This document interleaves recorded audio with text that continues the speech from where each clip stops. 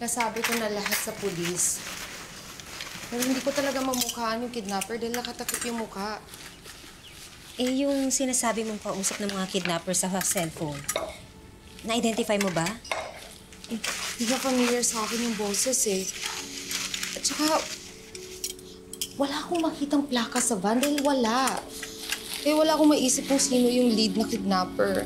Ang iniisip ko lang talaga na makuha ko si Cheska. Cheska?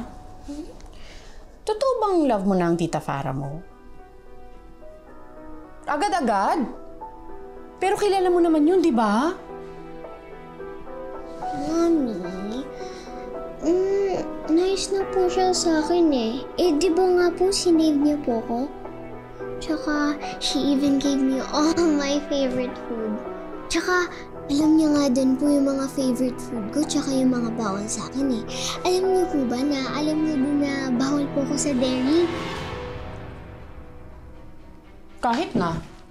Bad pa rin siya sa'yo dati. Diba nga, ang tawag mo pa sa kanya, Tita Witchy.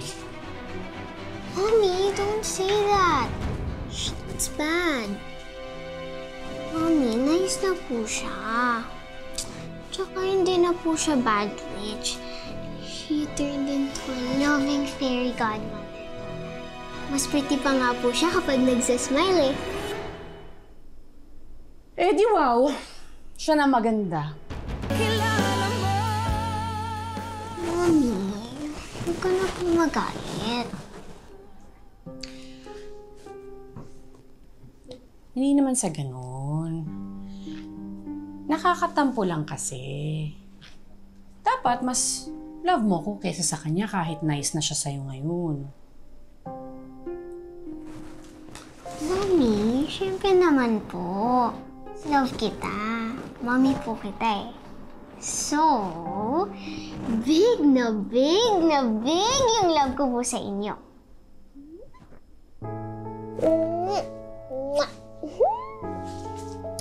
Correct ka dyan. Dapat ako ang pinaka-love mo. Kami ng daddy mo. Sige, okay na yung hair mo. Matulog na tayo, ha? Tayo na lang natin yung daddy mo. Higa ka na doon.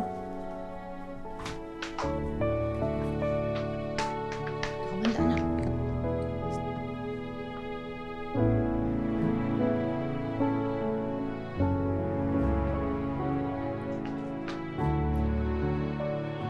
Tama naman din yung ginawa mo.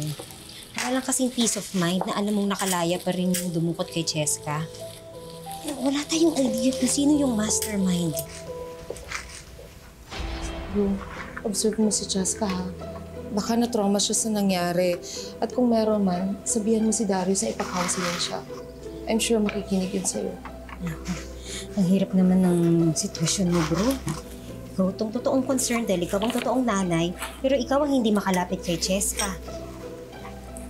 Samantalong yung ugat ng misfortunes nyo, siya pa ang nakakalapit din sa bata. Kapal pa ng mukha, inuna ka pang awayin. Nung dumating si Cheska, talk about priorities. Hayaan mo na. Si Cheska lang ang iniisip ko.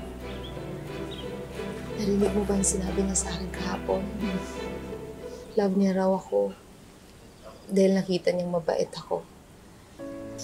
Alam mo, okay na yun sa akin. Dahil kahit papaano naisip kong nararamdaman niya na ako to. Oo naman, nararamdaman niya yun.